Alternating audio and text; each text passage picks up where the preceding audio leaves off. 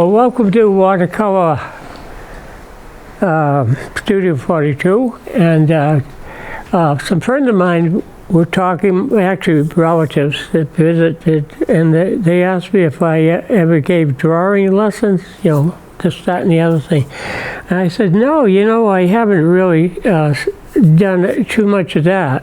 I said, I kind of start right in a lot of times and get with the, you know, the painting itself. And a lot of the drawing that I do a little bit ahead of time because it kind of cuts down a little bit on losing time. You know, we run about 55 minutes or so. And what I'm going to do here, I found this card. I took the cover. It says, with heartfelt thanks. And heartfelt thanks to you.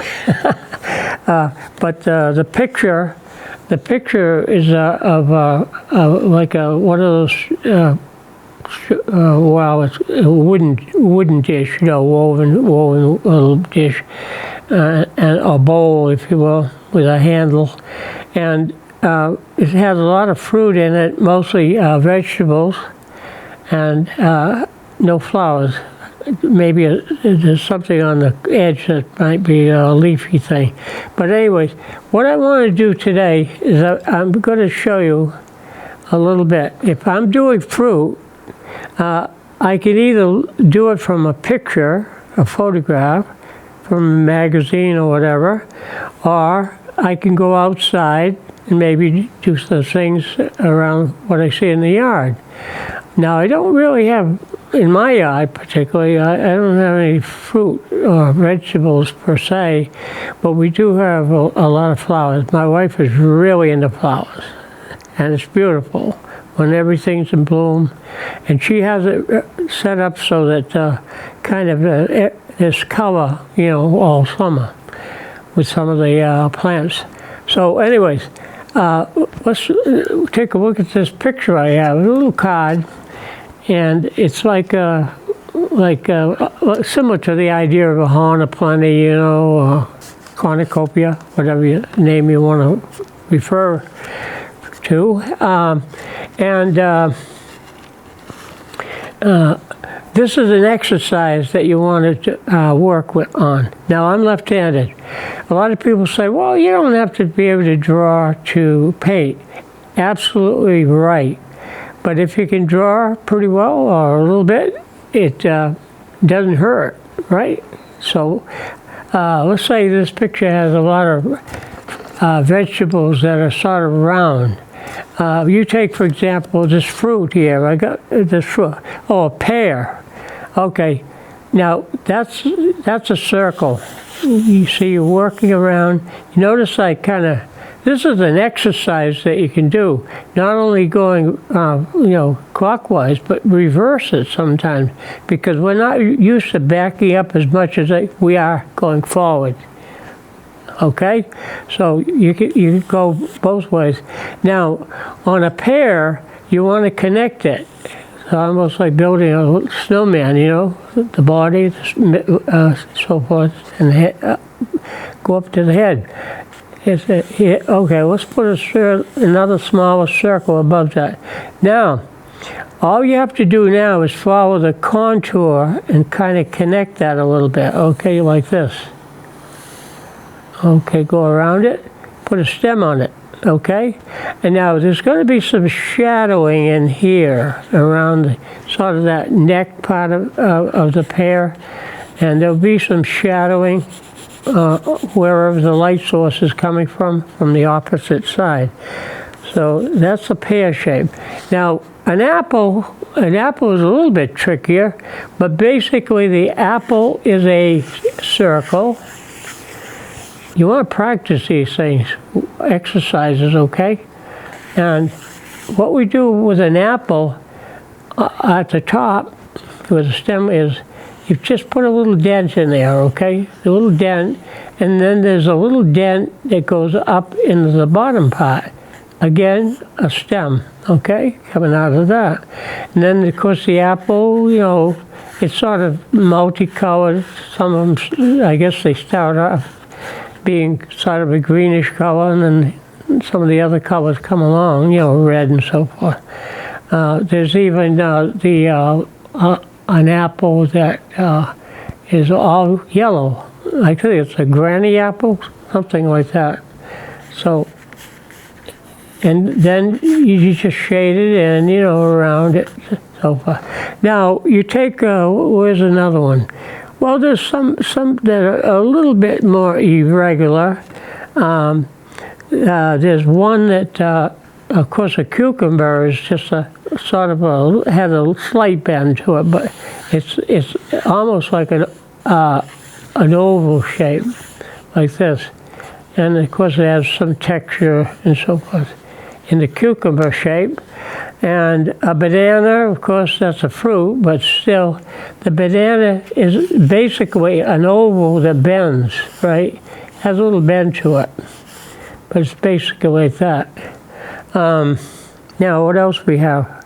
Oh, a pumpkin. Of course, the pumpkin itself is much larger than the other fruits. It's probably two times larger than some of the fruit. But again, a pumpkin is basically a circle, and then it has, of course, a wider stem in the top, and then it has these markings on it, similar to the markings you see maybe on a basketball, the seams. And you could do those, put those in like an oval. See how that works? You work them around the pumpkin like doing an oval, but bend the oval a little bit within the contour. So then you can make that darker, make it show up a little bit more, and you get that pumpkin shape. Of course, grapes and things. Grapes can be a little bit tricky. A lot of times grapes look like, when we draw them, we mush them too much together. But draw the individual circle, and I think you'll have no problem. Like this, for example, start off with one circle, right? Another circle. Have the circles touch each other, right? Because they are in a little cluster.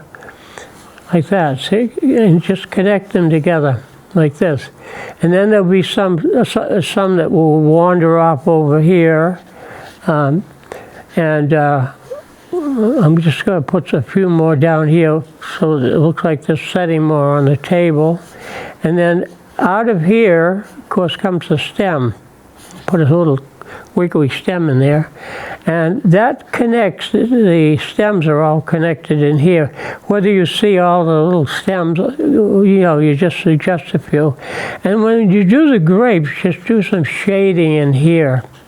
Do a little bit of shading around the outside contour, and that makes them look more realistic. Some people, when they do grapes, they do this. They make a bump. They make a big bump like this, and then they try to put some circles into the big bump. And it looks like something other than more like a pine cone type shape rather than being like grapes. So that's good to know. And then, of course, you have the different, if you want to put the nuts, walnuts, acorns or whatever. Those are just other little circles. You can put some of those around. So usually they are loose a little bit.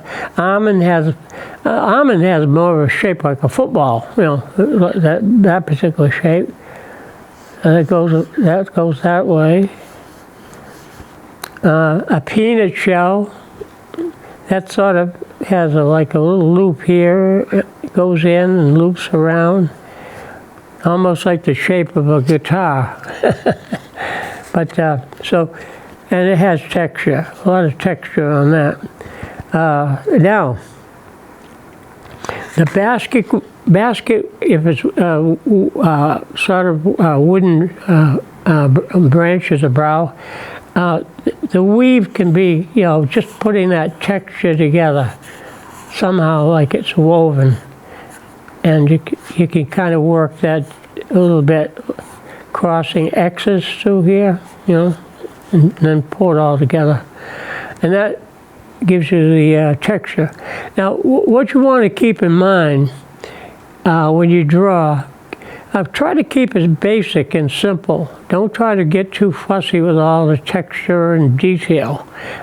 Just get that contour first, and then the color can be basically a flat color when you put it in, and some fruits give off a little bit of a shine, so they might have some little, I call them like a window reflection on the surface.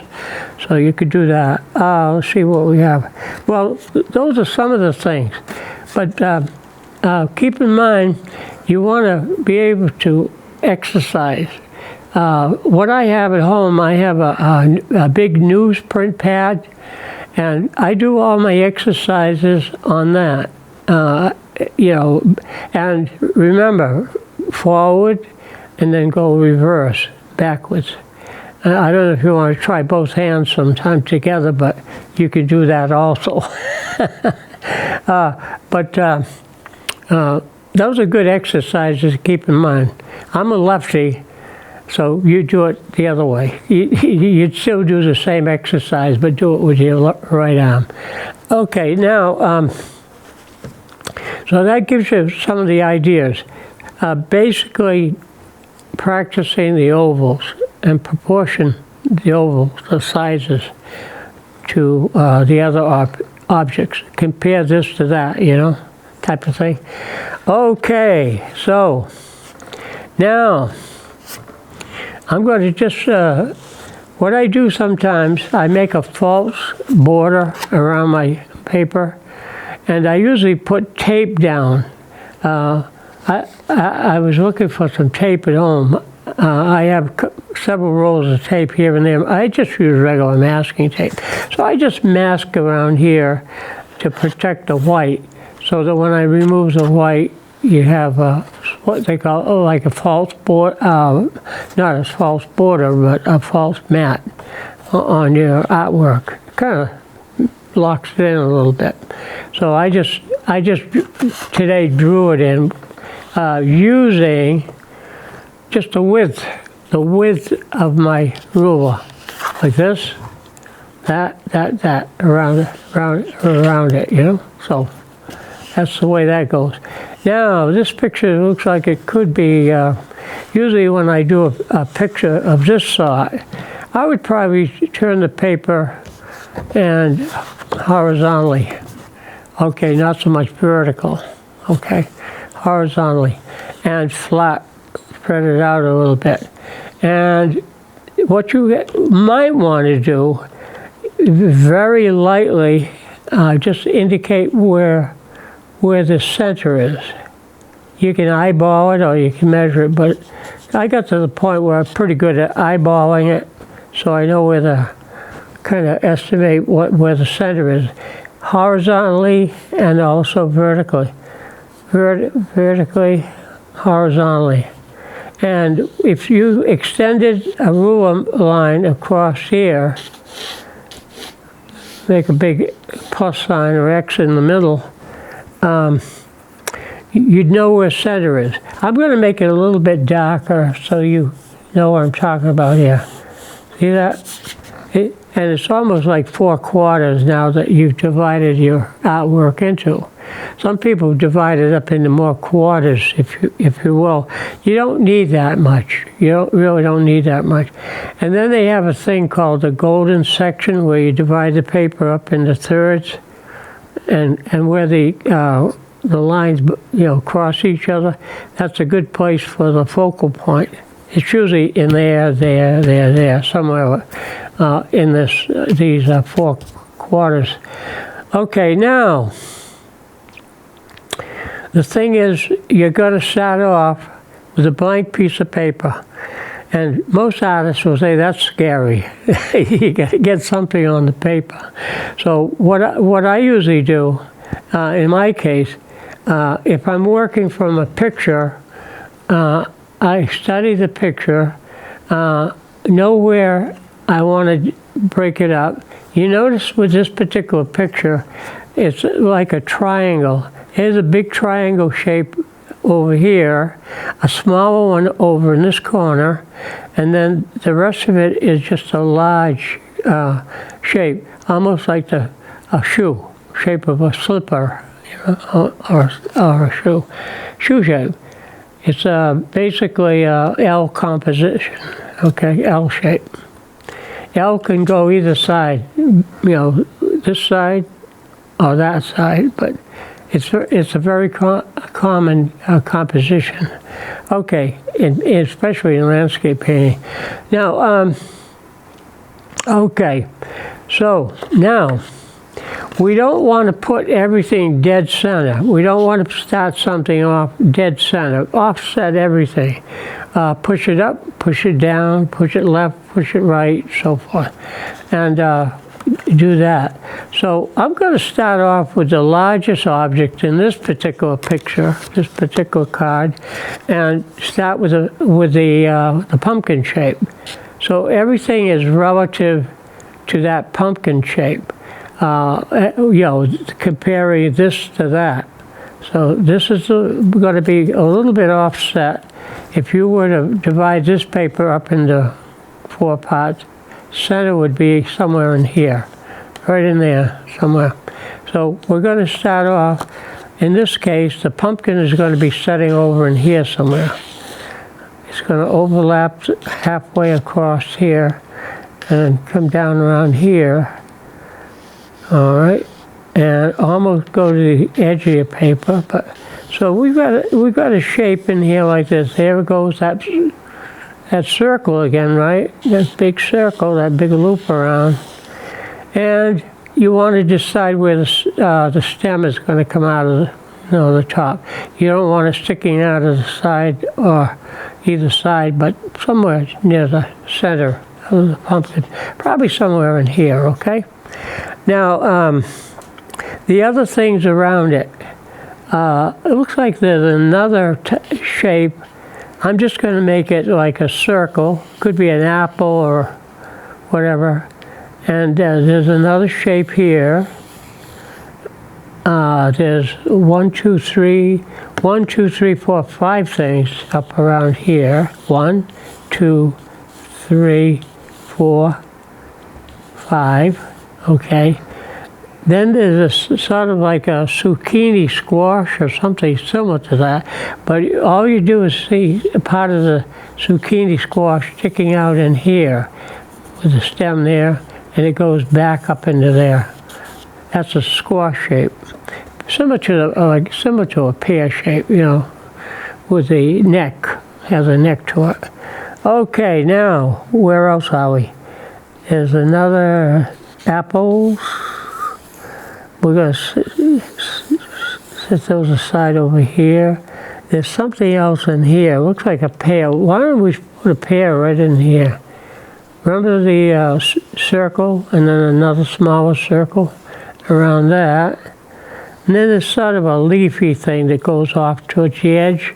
Something else over here goes off towards the edge and whatnot. Then there's the shadow, some of the fold of the tablecloth, and that has a little bit of a ripple to it. And the background could be, I don't know, looks like almost like wood, like it's inside of a cabin or something. I don't know what that would be. But okay. So anyways, now, what we have here is done very light. You probably might not be able to see it on television, but you see how I've arranged. I've started with the squash, and that's sort of off-center, right? You don't want to put it smack in the middle and try to put everything around it like doing a wreath or something. And then I tried to counterbalance it with some of these other fruits here. Now, what you don't want to do when you do a drawing is to overwork it. Don't clutter it. My gosh, that's the worst thing you can do. Everything's all piled up, you know, and it literally looks like a pile. It looks like a pile of, you know, whatever. It's supposed to be fruit or vegetables. But So you have to be careful about that, okay? Now, let's see what else we got to do here. The drawing part is good. Now, I don't normally do too much of this, but for the sake of TV, you can't see that light pencil, so I'm just going to take a marker. Doesn't matter what size it is too much, but if I go over this a little bit, it's going to show up better for you folks at home, okay? Let's start off with this marker. I use a permanent marker. You want to use a permanent marker if you use any marker. They have colored markers, but make sure if you're going to put water on it, it's a permanent marker, because any other type of marker, once you hit it with the water, because you're doing a watercolor painting, it's just going to smear, okay? So let's start off with the first thing we started with. Oops, that one doesn't work as well. Let's try another pen here.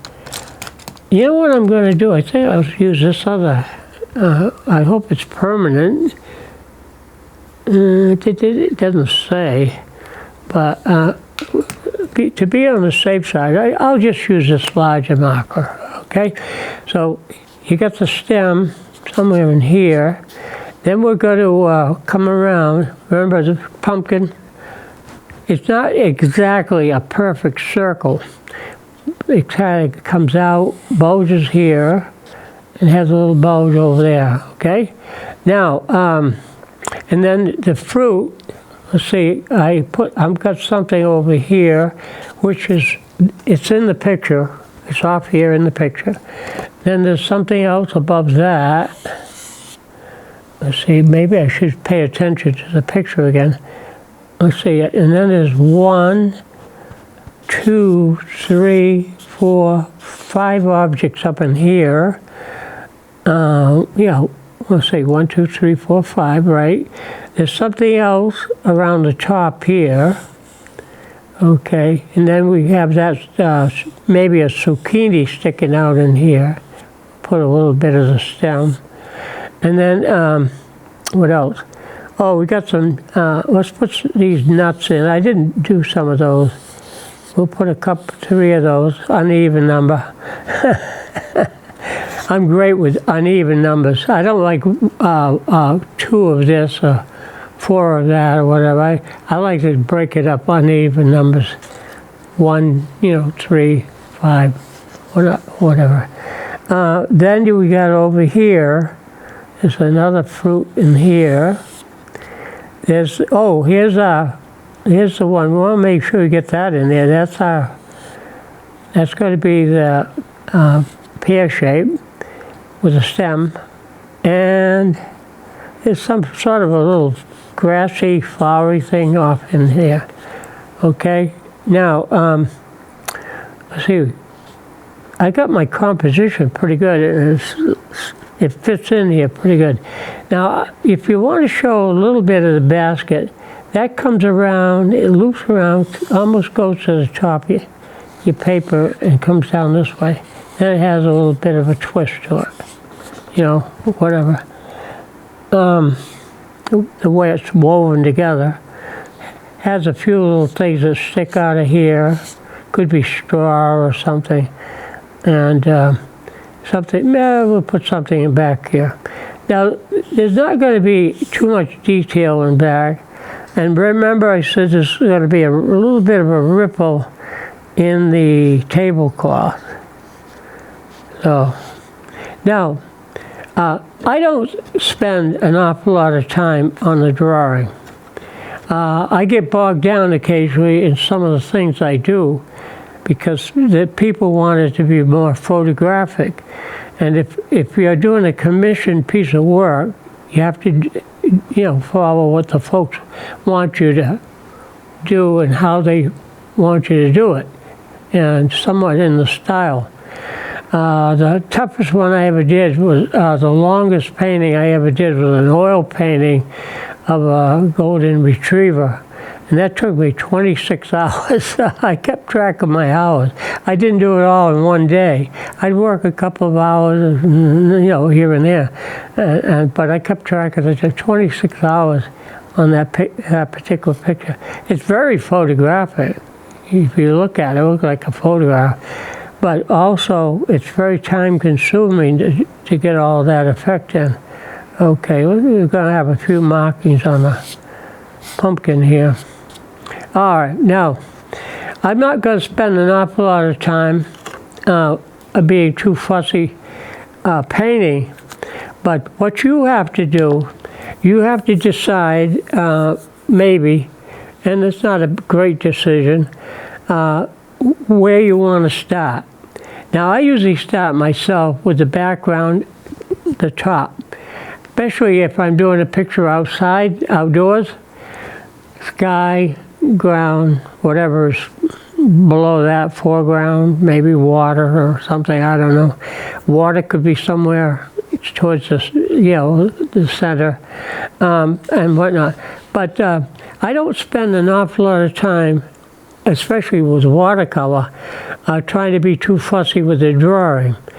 But like I said, if you can get these shapes going for you, exercise, keep it loose, and you'll be able to do a pretty good picture.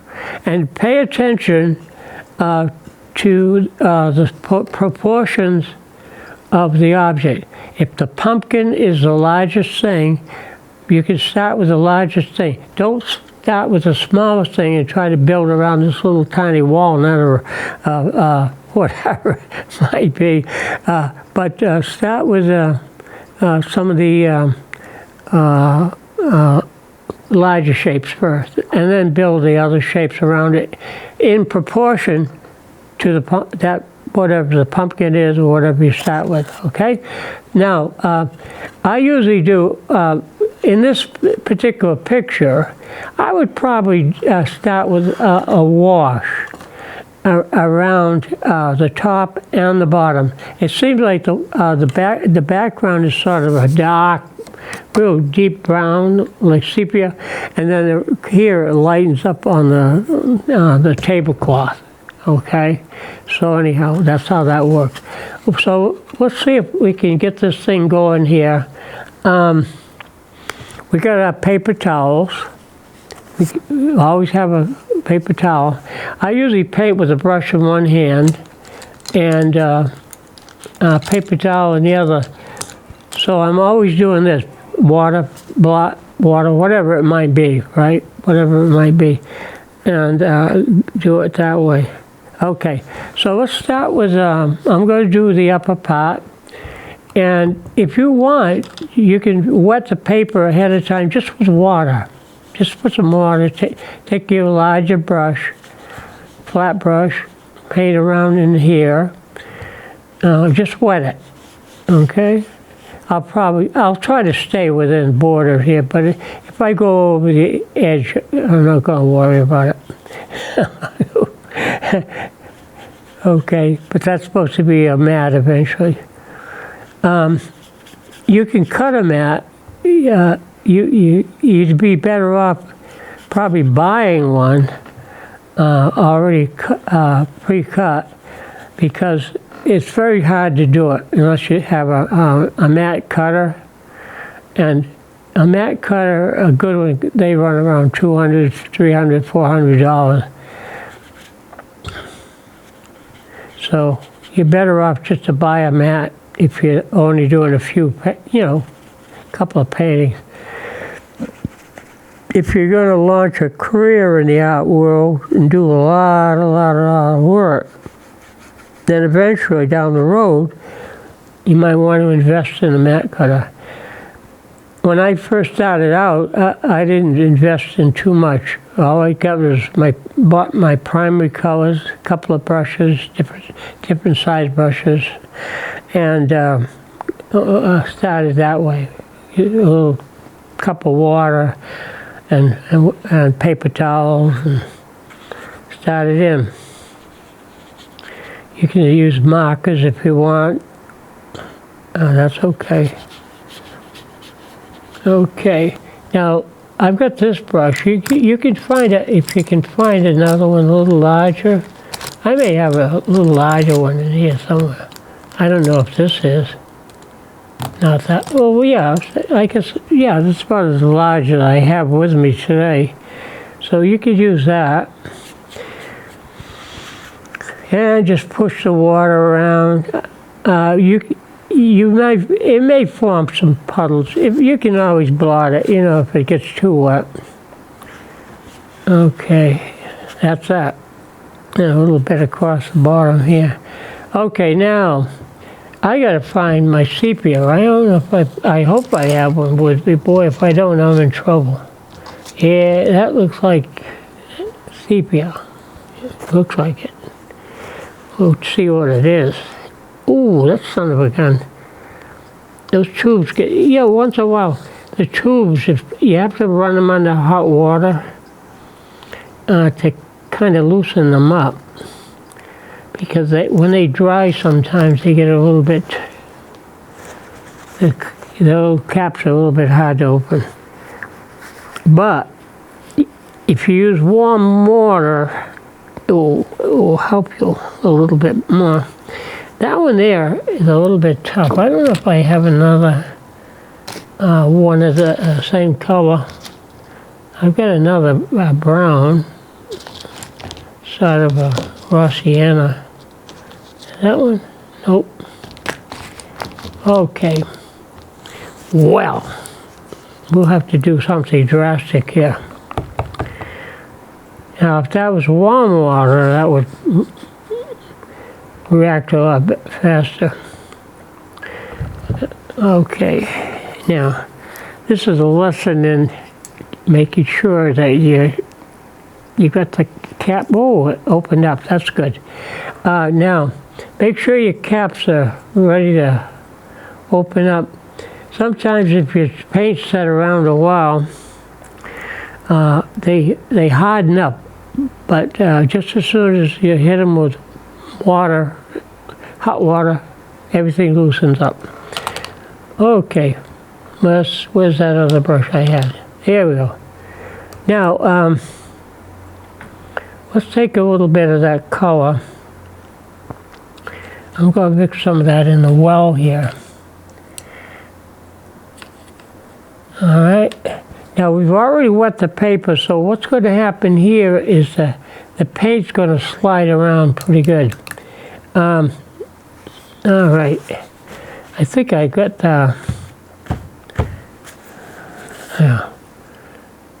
we'll use my other one here. See what I got. Sometimes when I look at these paints, sometimes I think that I've got the right color. Let's see what this is. That might be the one. We can use that one. See what we got here. Well,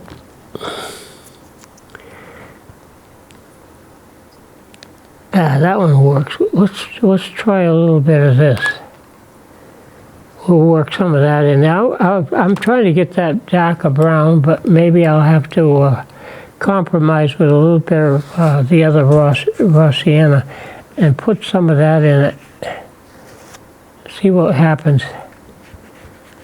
Mix it in. Ah, not bad. Okay, it's going to have a little bit more yellow to it than what the original picture has. Here we go. Okay. Now, if you wet the paper first, you notice how it comes out nice and smooth. You don't get any brush strokes in it. You want it to just lay flat and absorb into the paper, so there's not too much texture. Okay, we'll come around in here. You can allow some white to show. That's the characteristic of watercolor, letting some of the white of the paper come in. And a lot of times, if you're painting, you can blot it too, while it's still wet. I'm going over the edge today, but that's okay. I can always put a real mat around it if I was gonna sell it. Okay, now let's try. We'll put some color down in here. Okay, that's a little bit darker right underneath. You get a lot of shadow underneath the fruit here. Right across there. Okay, that's that.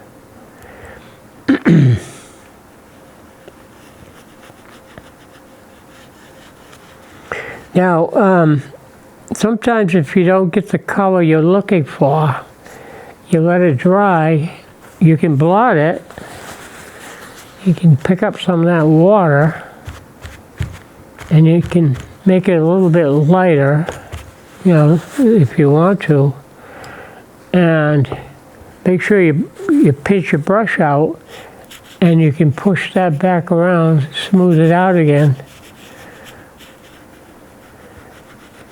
One thing about watercolor, it could sit there for a year and a half, but once you wet it again, it reactivates the paint. And that doesn't happen with acrylics or oil paint. Once you put that on, forget it. That's it. Once it dries, it's very hard to reactivate the paint again. In fact, it's almost impossible. Let's clean this up across here. Okay. All right, now we got most of that background in.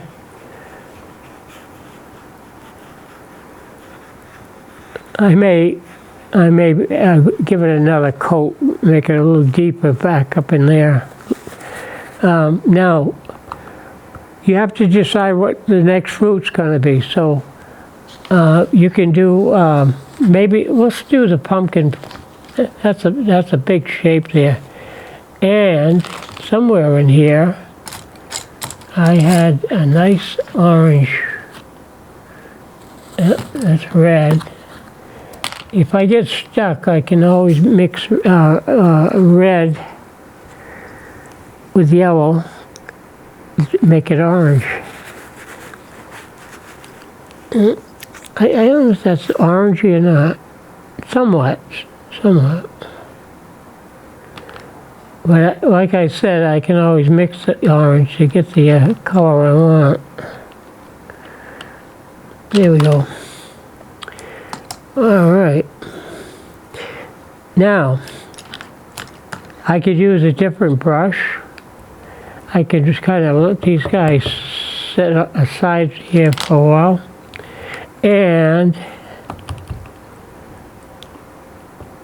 use a flat brush. And I want to get some of the markings on the pumpkin.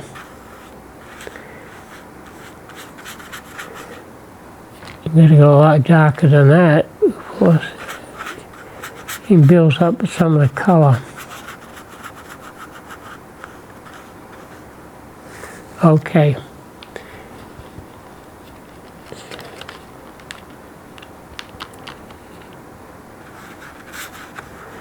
Yeah, getting there.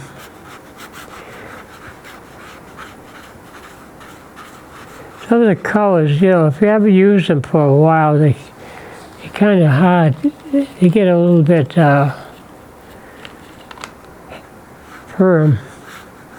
Okay, we're going to work around the contour of the pumpkin here. Okay. That in. Now we got some other fruit over here. We got this pear, and that has some yellow. The base color is yellow in that one. Okay. And then we got some other, while we're using the yellow, we'll use some of it up in here. Ooh, that's really bright. And come across here a little bit. And some of these have some color in them too. Distribution of the same color. Okay, you see how that works. And then see what we can do up in here. There's something else that's off here. I want to get some more of that orange in there. And I want to get that orange a little bit deeper too. Give it a little bit more darker color. Okay.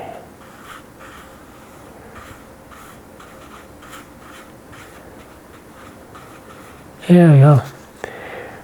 I'm not crazy about that brush either.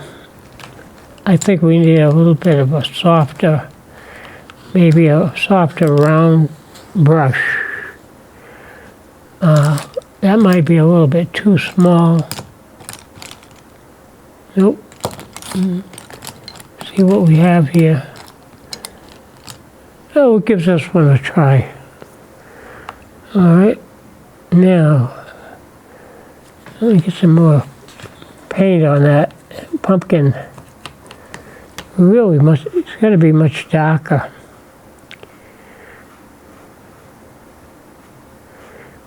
Okay.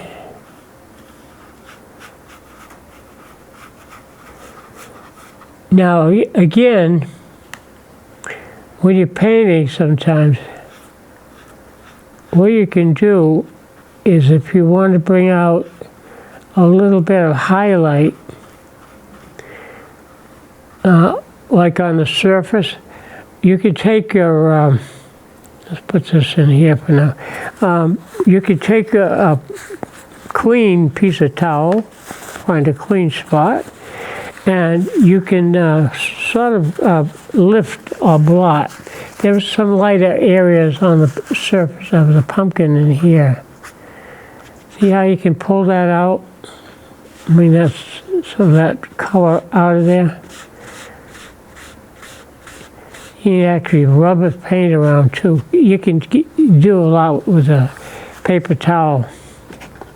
I've never done a painting with just using it like, a paper towel, or I think I've used those Q-tips sometimes, but it's a little bit trickier, a little bit of a challenge. Now, if I wanted to make a little bit of green, I'm going to take some of my, I thought that was blue. Let's see if I can get that color out of it. I'll put it over here. Okay, and then put just a touch of yellow into your blue. And see if I can get some green. Oops, no, not really too good. A little bit of green in the pear. And then I think I got something a little bit more green up in here. I'm kind of jumping around, kind of distributing some of the color. Okay, here we are.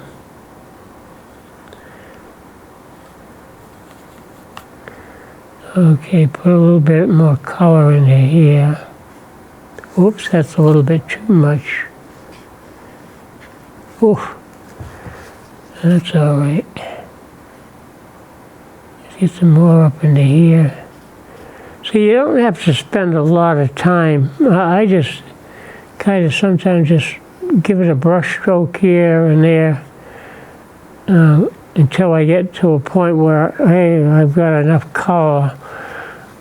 I've hidden a lot of the paper. Get some darker shades up in here, whatever, in the background, and a little bit up into there. What you have to do is hide some of the paper. move around, spread the paint around. Remember I said earlier, you have to get a little darker up in some of the corners.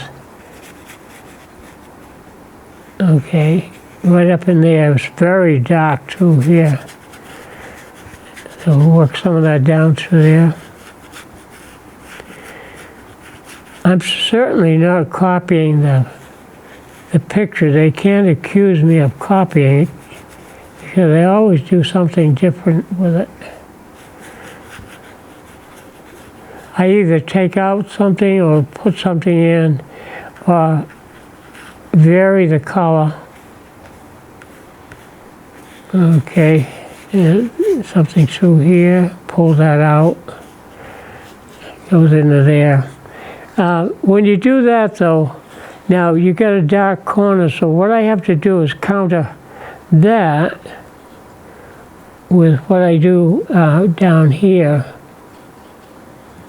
So we're going to do a little bit of that, drop some darker value into here, push it up into there, and let's see if I can get a little darker in the corner. This might be a little bit too much. Might have to take some of that out of there. I got a little bit on the, I picked up a lot of blue. It's a lot more blue in my picture than the photograph. But what I do is sometimes mix the color on the paper. Okay, just blend it in and take another color and kind of blend some of that into it. If you don't want it to be too much blue. See how you can get brown a lot of times? Orange and blue mixed together makes brown. You could see what's happening.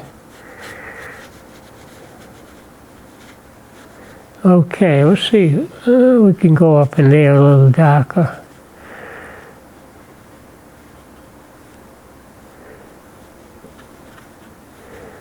Now, what you want to be careful of that when you're doing a painting, you leave a little bit of highlight, but you don't want to go crazy about leaving too much white. So, in some of these areas, you have to kind of fill it in. And you don't want to make it look too busy either. Just fill in it with a flat color. Let the viewer use their imagination as to what else is going on in your painting, okay? I always say that. Leave it to the viewer. They'll imagine what's going on in their own minds. Okay, I jump around, I push the color around here and there. Now, I've got about 6 minutes left, so whether I finish this whole picture today, I'm not sure. But I think I've given you a good idea how I go about it. First of all, you have to kind of find out where, center is, offset the objects, start maybe in this case with the largest shape, and then associate all the fruit around it. Now, the only thing I haven't introduced into this painting yet, we got to get some red in there. Now, once I add the red, again, that's a distribution of color, wherever, just put it in, suggest it in places, and what happens when you get all of that going is kind of unifies your painting. I'll see what else. Okay, there's some in here. Yeah, I can put something in there. I'm going to pull some of that out, lighten it up too, and you'll see what happened. Now, you can see what I'm doing, I jump around. I don't finish any one particular place. I just jump around with the color. Wherever I see something where I might be able to use it. Then if that color is a little bit too strong, I can always take my brush and pull it out. Okay, use the brush, use a paper towel like a blotter, right? Get some of that color out of there, or pull it around. You can push a color out, like if I want to take some of this out of here and bring it up into there, I can do that. See? So and if it's blurring, we can always redo the contour around the shape. Now, if it runs into the pumpkin, that's not a big problem, because we can take just water on the brush and pull that back out. If it's getting too much in there still, you can take the brush and pull it around, spread that a little bit of the red into the pumpkin. Now see where this gets blurry. Now you can have areas that's sort of blurry, or we can have edges that we can sharpen up. Now what I usually do is I just let it dry. You let it dry overnight, and then when you come back to work on it, you can sharpen up whatever. See how that's blurred in here? Well, that's not a big problem, because I can take some of that out. I can lift it out. See how you can lighten it up? And then I'll introduce some other color that goes into that. But what I want to do with this is make sure I get a contrast between this and that. This can be shaped up a little bit more. This can be changed a bit more, whatever you want to do with it. Now, it has a lot of red there and nothing over here. So if this is too strong, we can always lift it out. See, lighten it up. And I can put another color, maybe what's in the picture. There is a lot of red in that area. There's a lot of red up into here too, which I haven't even got to, right in here. So I can work around this. Now, if I like certain effects that I'm getting, I don't touch it. This might be okay. This might be okay. That might be a little bit kind of, maybe I'll have to pull the edges off of that and soften that out. Now, the way I paint, a lot of people say that I'm fluid, because you know why they call that being fluid? It's because I'm painting into the water, and you notice that if an area is too wet, I use the brush like a sponge a lot of times, and I can take that color and soften it out wherever I want it to go. So a lot of times people will say, well, your paintings look like they're fluid, they're wet, they're mushy. But what I'll do is what needs to be sharper, like what I see sharp in the photograph, I'll make that sharper in the painting. And a lot of this will be just soft washes of color into the background. So that's how that works. And a lot of times you say, oh, that looks horrible. And you're absolutely right about that. It looks like somebody, didn't finish it. But the thing is, like I said about watercolor, you can put it on the paper and tomorrow it's dry, but just as soon as I wet it, I can reactivate it. But I might want to just leave some of the areas like they are and just paint around them to make them pop out a little bit more. okay? So it's just a matter of, working. I like some of the things in here. That's not too bad. That's supposed to be a pear, though, and you probably won't see pears being that pink. I don't think so, but they're mostly a greenish color, greenish yellow. But I'm going to just let this set.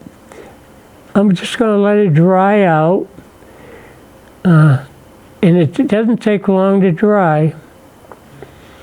And then we'll take a fresh look at it in the morning. But so far, I like what's going here. I like a little bit of that. I certainly don't want to leave the pear pink, pink pear. But, and this might be a little bit too much. We can take some of the red out and whatnot. But those are things that you can, fuss with. And it looks smudgy now, but it will look okay. So brush it up, and we'll see you next time.